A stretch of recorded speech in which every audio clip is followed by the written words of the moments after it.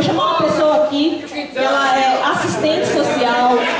Eu só vou pedir para vocês um pouquinho de silêncio, para que a gente possa apresentar de boa, tá bom? Vamos lá.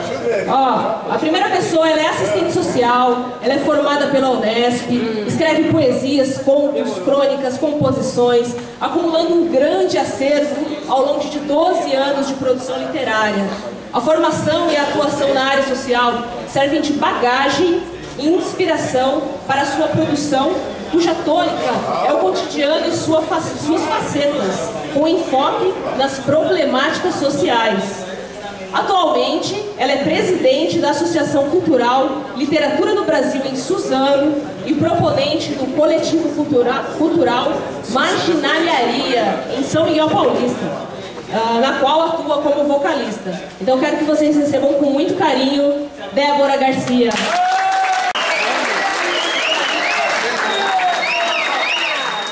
Professor de Sociologia, se diz um cidadão em estudo, é militante de esquerda, coordenador do Carnaval de Rua da região do Butantã, a famosa Butantã. Isso são mais de 25 anos, hein? Com vocês, uma salva de palmas. Manaus! Ela é agitadora cultural, cantora, trabalhou em ações voluntárias junto aos moradores em situação de rua, foi coordenadora do Ponto Cultural Ocas e produz atualmente os saraus Encontro de Utopias, em parceria com o Fábio, e também participa do Plenos Pulmões, parceria com o Pezão. Com vocês, recebam com carinho Regina Tieco. Ele, que descobriu que seus escritos são arte e não devem ficar embaixo da cama ou dentro de gavetas, esperando a faxina para serem jogados fora. Inspira-se em classe social, na rua e na obscuridade humana. É membro da Associação Cultural Literatura no Brasil e coordenador do Ponto de Cultura Círculo das Letras, em Suzano. Fundou e escreveu o fanzine MRS, Movimento de Resistência Sobrevivente, de 1995 a 2006. Foi compositor, guitarrista e vocal da banda hardcore Habitantes do Valetão e também do grupo de rap Sobreviventes, ambos estilos. Em 2007, participou e foi selecionado como um dos 20 melhores autores no concurso literário de Suzano, tendo seu texto publicado na revista Trajetória Literária. No mesmo ano, ocupou o 7º lugar no primeiro concurso de literatura erótica do município. Em dezembro de 2011, publica seu livro de poesias e contos Não Temos Muito Tempo. Atualmente, participa da Comunidade Conto e de diversos concursos literários. Cursa a graduação em História e, em breve, pretende estar na sala de aula contribuindo para uma prática que valoriza as diferenças. Com vocês, uma salva de palmas, Mano Cass!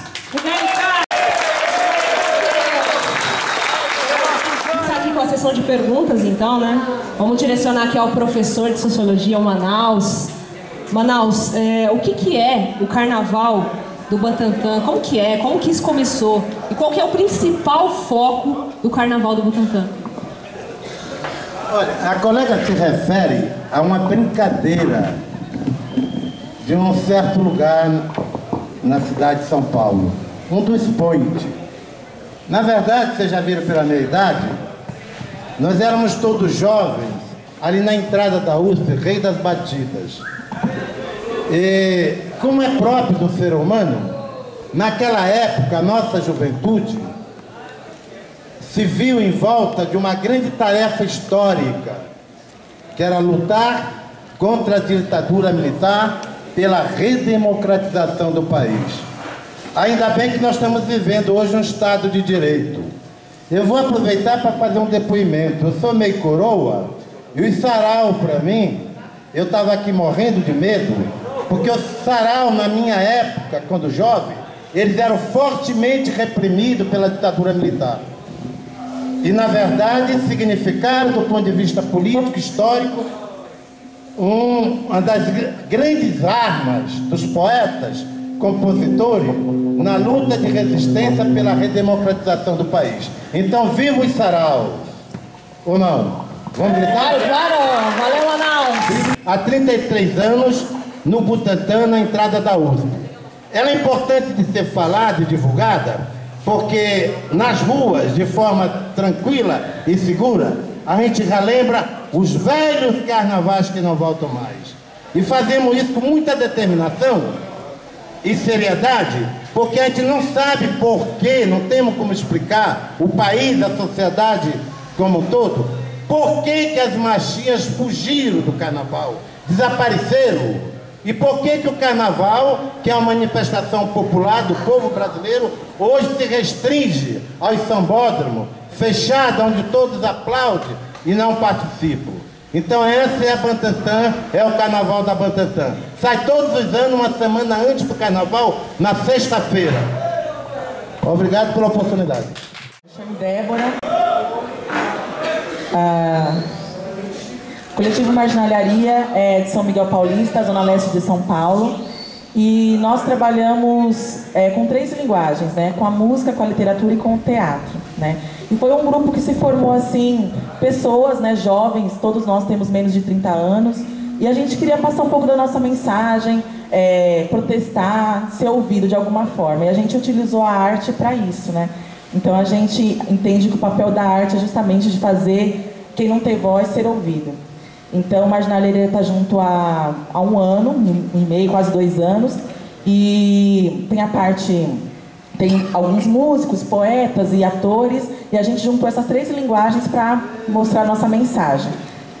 Então, o enfoque é justamente fazer a crítica social através da arte, né? E aí, o ano passado, nós fomos contemplados com o VAI, né, que agora eu creio que o cenário está muito favorável para quem quer utilizar recursos públicos para poder mostrar seu trabalho. Então, tem vários editais que o governo faz, né, que transfere recurso para quem quer fazer sua arte. E nós conseguimos o VAI o ano passado, e com o VAI nós fizemos esse material, que é a Antologia Marginal Baseado de Ponta. Então, aqui são textos nossos, né, desse grupo de 10 pessoas, e tem um DVD também onde a gente mostra esse trabalho, que a gente canta, enfim, faz a nossa atuação também. Então, essa é a proposta do Marginalharia, né? Utilizar a cultura para fazer o protesto, enfim, para proporcionar para as pessoas um pouco de reflexão sobre a realidade que a gente vive atualmente. Maravilha, Débora. Parabéns pelo trabalho, viu? Tá muito bacana, viu? Gostou do livro, né? Esse é o livro Baseado de Ponta, foi lançado agora ultimamente, né? Tá vendo, Débora? Tá vendo? Quem tiver interessado para comprar? Então, hoje eu só estou com esse exemplar, mas tá à venda assim. Legal. E Baseado de Ponta é o nome que a gente escolheu porque nós somos a ponta da leste, né? Da Zona Leste de São Paulo. Então, cada um trouxe a sua ponta, que na verdade é o seu protesto, né? A sua voz, a sua manifestação. Então, por isso que é Baseado de Ponta. Bacana, parabéns, eu gostei da intervenção poética com a intervenção musical, acho muito bacana, viu? Show de bola. Vamos agora, o próximo é o Mano K. Quanto tempo levou? Quais as principais dificuldades? Conta um pouquinho aí pra gente.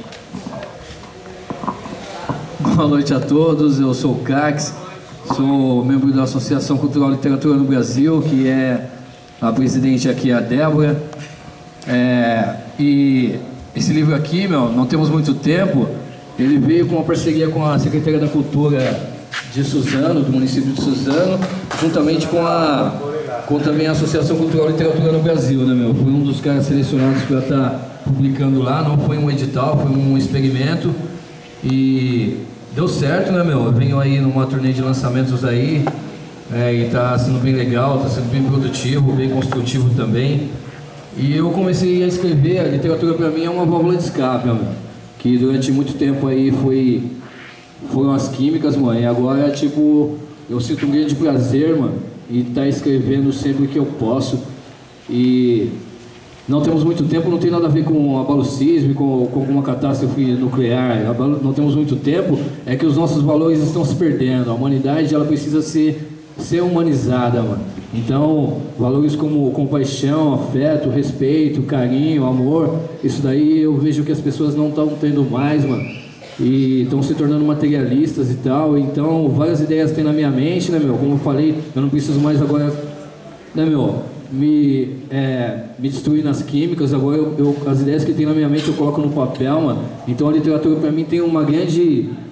tipo uma salvação, cara, na minha vida, que tava tipo a margem do submundo das drogas e a margem da criminalidade, Então, pra mim, literatura não é hobby, Como muitas pessoas escrevem como hobby, pra mim é uma salvação, cara. Tá sendo uma salvação pra mim e eu continuo votando, né, Continuo com o grupo lá, Agora já, né, meu, adquiri vários conhecimentos aí, envolvendo em elaboração de projetos e tendo um contato, que é isso que funciona, né, meu? E o lance de eu ser uma referência, eu não sou exemplo para ninguém na minha quebrada, mas eu sei muito bem que eu sou uma referência para muita gente, mano. Porque a decadência das químicas as pessoas viram em mim e hoje me vê aí lançando livro e tudo mais, né, meu? Então, muita gente consegue perceber que a literatura e a arte, em geral, como um todo, pode transformar a realidade de muitas pessoas, mano. É só, tipo, querer, ter esperança e se juntar com os caras que valem a pena colar, mano. Valeu, obrigado. Aí, tá. Arte é um meio de transformação, né? A gente tem força de vontade, tem um objetivo na vida, a gente chega lá. E é o caso dele. Ele se focou na literatura, na poesia, para poder buscar um outro mundo. A adrenalina dele hoje não é mais um mundão que ele estava. A adrenalina dele hoje é a poesia e a literatura. E é o que está construindo ele um novo homem. E todos nós precisamos de um novo homem, uma nova chance. E ele está tendo a nova chance. Como e onde começou o Sarau Utopias e o Sarau a Plenos Pulmões? E qual o principal foco de ambos?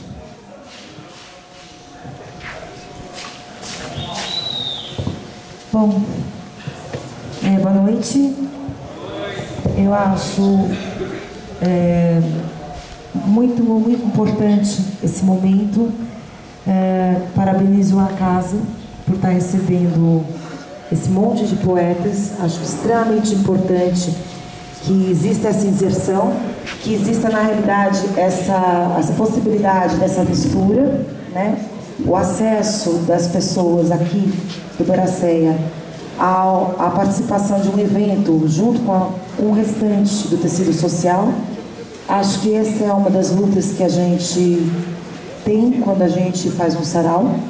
A gente tem em mente quando a gente procura fazer um evento aberto, e tem sido parte da minha luta e da luta de muitos guerreiros que aqui estão. Parabenizo vocês, a Mara e a Hugo. Acho que é uma atitude muito legal. O Utopias começa de um sonho realmente ele tem esse nome por isso. A gente tinha a ideia na verdade era de conseguir reunir camadas diferentes da sociedade dentro de um espaço legitimamente democrático, que é o espaço de um palco aberto. Então a ideia era que dentro desse espaço as pessoas pudessem se expressar independentemente de sua origem social, independentemente de sua posição na sociedade, de seu grau de conhecimento, porque eu acredito que a expressão, ela é uma coisa que ela é inerente ao ser humano, né? O que nos faz humanos não é, como dizem, ou como a gente aprendeu lá no primário, a racionalidade, né? A capacidade de pensamento qualquer animal tem. Quando você tem um gato, um cachorro, você percebe que inteligência todos eles têm também. E, aliás, não mamíferos também são super inteligentes. A gente vê gato, vê pássaros, assim, papagaios que são super inteligentes, corvos, né? Que são super inteligentes, que desenvolvem truques, que transmitem cultura, que transmitem seus cantos, que eles têm uma fala, eles têm uma linguagem. O que nos diferencia é a capacidade de fazer arte e a capacidade de elaborar a cultura. Então, de criar símbolos, de criar simbologias. E quando a gente não dá espaço para isso, nós vamos criando pessoas cada vez mais à margem das tomadas de decisão, né? E eu acho que é importante no sarau, o processo do sarau é uma coisa que é cotidiana, e é importante que assim seja, para que as pessoas tenham a possibilidade de se testar e desenvolver as suas expressões, porque é dessa forma que a gente consegue se expressar, e só se expressando que pode haver uma democracia.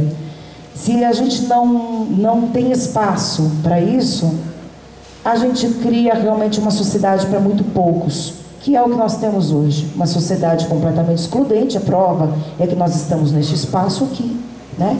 Que é um espaço para os renegados, né? E eu acho que é uma vergonha que exista isso num país como o Brasil. É uma vergonha, né? Nós temos simplesmente um dos países, se não o país mais rico do planeta, né? E nós fazemos questão de dividir muito mal a riqueza que nós temos. Nós geramos ricos e não geramos riquezas, né? E eu acho que o Sarau ele é um espaço que vem suprir uma carência que o poder público não supre, que é uma carência de espaços para educação, de espaços para reflexão. É por isso que eu me dedico a utopias e ao Plenos Pulmões, basicamente. Obrigado. Regina, valeu. Cara, vou tirar um pouco. A arte não tem classe social. O sistema é que põe isso na nossa mente, mas não tem, não. Tá dentro da gente, cara.